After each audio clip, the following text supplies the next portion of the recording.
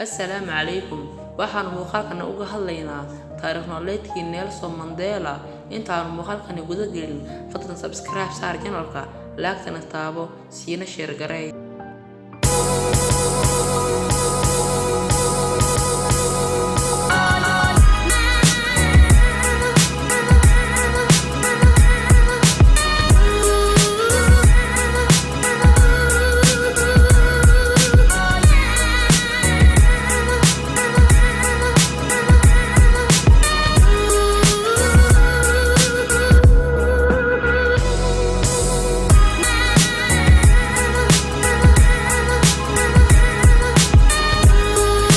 Nelson Mandela waxa uu ahaa mid ka mid ah hogaamiyayaasha caalamka ee aadka loo xushmeeyo kaasi oo hogaamiyay halgankii lagu bedelay nidaamkii midab kala sooca ee Koonfur Afrika mid jinsiyado kala duwan oo dimuqraadi ah isagoo xirnaa 27 sano waxa uu ku soo baxay inuu noqdo madaxweynihii ugu horeeyay ee madow ah iyo inuu ka ciyaaro door hogaamiyeed nabada dhinacyo kale oo khilaaf ka jiray soo jiidashadiisa dareenkiisa ah inuu awoodiisa muujin iyo in aanu ka xumaan sida adag ee loola dhaqmay iyo waliba taariikhda noloshiisa cajiibka ahayd ayaa ka qayb qaatay inuu noqdo nin adduunka oo dhan soo jiitay kadib markii uu ka degay madaxweynenimada 1999 Mr Mandela waxa uu noqday danjirihii Koonfur Afrika ee ugu magaca dheeraa isagoo u ololeeyay la dagaalanka HIV/AIDS-ka iyo inuu xaqiijiyay in dalkiisa uu martigeliyo koobka ciyaaraha adduunka 2010 waxa sidoo kale uu ku hoolanaa wadaxaajoodyada nabadda ee Jamhuuriyadda Dimuqraadiga Congo, Burundi iyo dalal kale oo Afrika ah 2004 isagoo jira 85 sano ayaa Mr Mandela waxa uu howlgab ka noqday shaqadiisii bulshada si uu waqti dheeraad ah ula qaato qoyskiisa iyo saaxiibadii oo xaalad degan u galo ha isoo wicina aniga ayaa idin soo wacaya sida ayuu ugu digay cid walba oo mustaqbalka doonaysay in ay casuunto waxa uu ku dhashay Rolihlahla Dalbunga 1918 qabiilka Midiba ee ku hadla afka Hausa ee dega tuulo yar ee ku taala bariga Cape Town ee Koonfurta Afrika Koonfur Afrika gudaheeda waxa inta badan looga yeeri jiray magaca qabiilkiisa ee Midiba halka uu u bixiyay magacii Ingiriiska ahaa ee Nelson macalinkiisa iskuulka u dhigi jiray aabihii oo madax u ahaa boqortooyada qoyska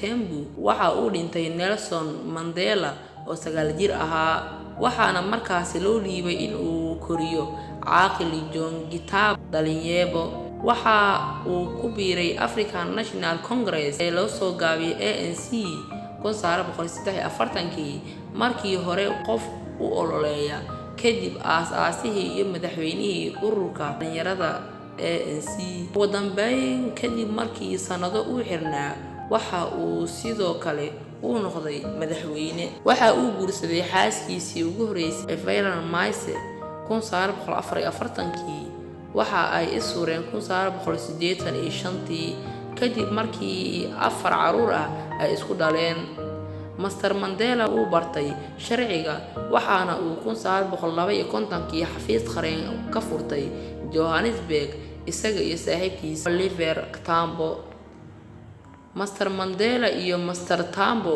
iyaga oo wada jira waxa ay sameeyeen olole looga soo horjeedo midab kala sooca nidaam ay dejiyeen xisbiga qaran ee wada cadaanka ah kaas oo lagu cadaadin jiray madowga tirada badan 1956 Mr Mandela waxa lagu soo dacweeyay khiyaano qaran isaga iyo 150 qof oo kale laakiin dacwadaasi isaga oo loo haystay waxa la iska tuuray kadib maxkamadda 4 sano socotay caabinta midab kala sooca ayaa sii korortay waxayna sababtu u badneyd sharciyada cusub oo la soo saarayo kuwaasi oo u sheegaya meelaha dadka madow loo ogol yahay in ay ku noolaadaan iyo in ay ka shaqeeyaan 1950 Mr Mandela waxa uu guursaday Winnie Madikizela oo markii dambe door muuqda ka qaadatay ololihii ninkeeda looga sii deynayay xabsiga ururka ANC waxa la mamnuucay 1960 markaana Mr Mandela iyo xubno kale oo hogaaminayay ururka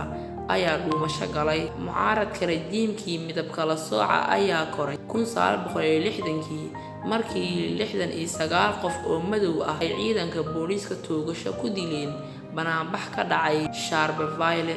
tani waxa ay calaamad u ahayd dhammaadkii iska caabin nabad ku dhisana Mr. Mandela oo markaasi ahaa madaxweyne ku-xigeen ANC uu bilaabay olole lagu waxyeeleynayo dhaqaalaha. ugu dambeyntii waa la xiray waxaana lagu soo eedeeyay in uu waxyeeleynayo isla markaana uu dagaal doonayay inuu ku rido dowladda. isaga oo ka hadlayay maxkamadda gudaheeda dacwada loogu magac daray Rivonia oo ah meel ku taala banaanka Johannesburg, halkaasi oo laga soo xiray qaar ka mid ah dadka eedeysanaa ayaa Mr. Mandela waxa uu aaminsan yahay ee dimuqraadi, xurriyad iyo sinaan. waxaan difaacayaa aragtida dimuqraadiyadda iyo bulsho xor ah taasi oo dhammaan dadku ku wada nool yihiin heshiis iyo fursado loo siman yahay, ayuu yiri. waa aragti aan rajeynayo inaan ku noolaado oo aan helo, laakiin haddii loo baahdo waa aragti aan diyaar u ahay inaan u dhinto. dhammaadkii 1964 ayaa lagu xukumay xabsi daa'in 12 bilood gudahooda inta u dhaxaysay sanadii 1968 iyo 1969. hooyadii ayaa dhimatay, wiilkiisa ugu weynaana waxa uu ku dhintay shil baabuur, laakiin looma ogolaano in uu ka qayb galo aaskoodii.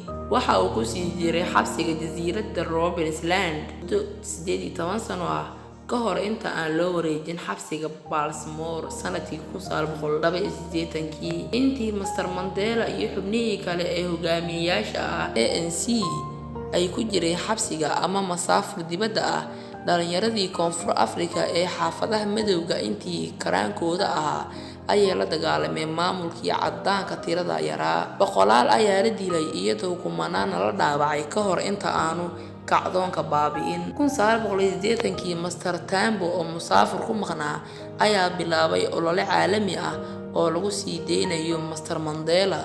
beesha caalamka ayaa sii adkaysay cunaqabatayntii markii ugu horeysay lagu soo rogay 1967 rajiimkii midab kala sooca.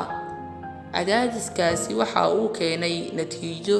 sanadkii 1990 madaxweyne de Klerk waxa uu mamnuucidii ka qaaday ANC. Mr. Mandela waxaa laga sii daayay xabsiga, waxaana bilowday wada hadallo ku saabsan in la dhiso dowlad cusub oo jinsiyadaha kala duwan oo dimuqraadi ah. sanadkii 1992 Mr. Mandela waxay kala baxeen xaaskiisa Winnie arrimo ku saabsan Google Love, waxaana lagu helay dacwado la xiriiray afduub iyo inay gacan siisay weerar. bishii December 1993 isaga iyo de Klerk waxaa la siiyay abaalmarin nabad ee Nobel Peace Prize. 5 bilood kadib markii ugu horeysay taariikhda Koonfur Afrika dhammaan jinsiyadaha kala duwan ayaa u codeeyay doorashada dimuqraadi ah, waxaana madaxweyne loo doortay Mr. Mandela. dhibaatadii ugu horeysay ee soo wajahday waxay ahayd guryo la'aanta haysatay dadka saboolka ah. xaafadaha isku raranta ah ayaa sii socday oo dhibaato ku ahaa magaalooyinka waaweyn. waxa uu ku-xigeen ka dhigtay Thabo Mbeki oo uu ku aaminay shaqo maalmeedka dowladda maalin kasta, halka isaguna uu xoog saaray shaqooyinka hogaamiyaha iyo in uu dhiso muuqaal cusub oo caalami ah ee Koonfur Afrika. qaabkaasi ayuuna ku guuleystay inuu ka dhadhacsiiyo shirkadaha waaweyn ee caalamiga ah in ay joogaan dalka oo ay maalgashadaan Koonfur Afrika. sanad guuradii 8aad ee dhalashadiisii 1998 Mr. Mandela waxa uu guursaday Graca Machel oo ah haweeneydii uu ka dhintay madaxweynihii hore ee Mozambique. markii uu xilka madaxweynenimada ka degay 1999 in meelaha banaanka lagu arko waxa ay inta badan la xiriirtay howsha hay'adiisa Mandela oo ah hay'ad samafal ah oo uu aasaasay, laakiin waxa uu sii waday in uu dibadda u safro, in uu la kulmo hogaamiyayaal iyo in uu ka qayb galo shirarka waaweyn iyo in uu abaalmarino qaato. sanad guuradii 89aad ee dhalashadiisii wuxuu sameeyay koox loogu magac daray odayaasha oo ka kooban xubno dunida caanka ah si ay u bixiyaan talo iyo tusaalooyin si wax looga qabto dhibaatooyinka ugu daran ee caalamka. waxaa suuragal ah in ay arrinta ugu weyn ay tahay